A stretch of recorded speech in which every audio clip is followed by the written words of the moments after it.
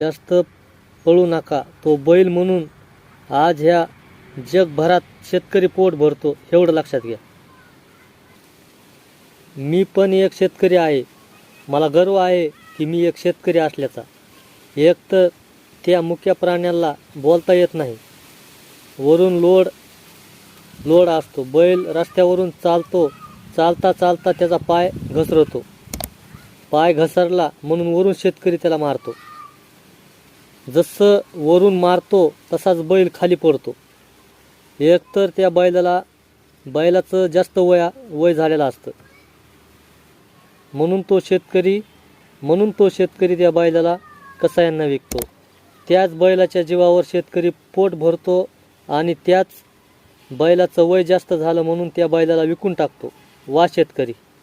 माझ्या सर्व शेतकरी मायबाप बैलगाडा मालकांना विनंती आहे, त्या बैलांना